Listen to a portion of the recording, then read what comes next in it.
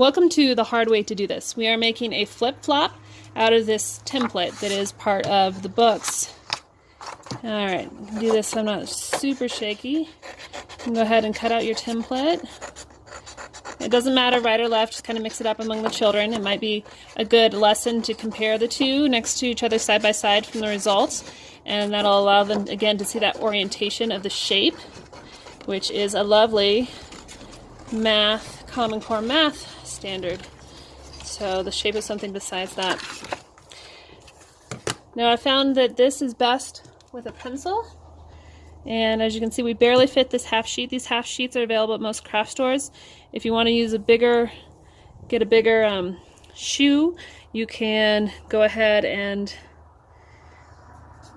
purchase the full sheet and use that using the same shape. Now I'm going to want to kind of freehand this for the cutouts. I can go like this to the edge. The idea is that the kids cut out the edge of the sandal because it's easy and doesn't require sharp knives. And then this is kind of the tricky part, is cutting into this curve.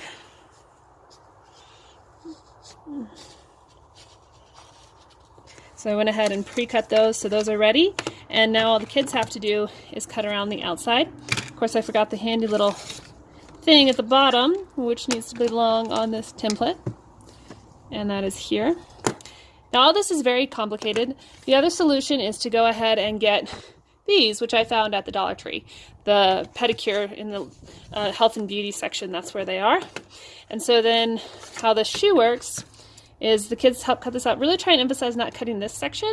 That is kind of hard for the preschool age kids to understand. So you're going to get a lot of funky cut, probably aren't going to work out little flip-flops, but there's a lesson in that. So process over product.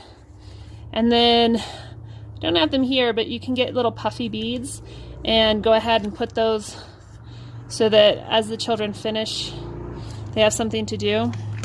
So since I forgot this cut here, I will make a little incision. Sounds so medical. And then this little piece pops up and the shoe goes flop. Kind of pull it there. This little thing goes in here. It's kind of hard to reach through. You're probably going to have to help the kids with that. But they can go ahead and put on little grippies of stickers on the sole of their little flip-flop. And they can take that home as an example of engineering. So also technology, right? The foam is a technology, and cutting it in a certain way solves a problem using tools and technology. So we call it shoe technology for this whole project. But this here is the flip-flop take-home activity. And again, if you don't want to do this, you can go and get these, and they probably are also available in bulk online if you've got a larger class size. And obviously these take a lot of teacher time to do and sharp objects. Either way, this is one way to do it.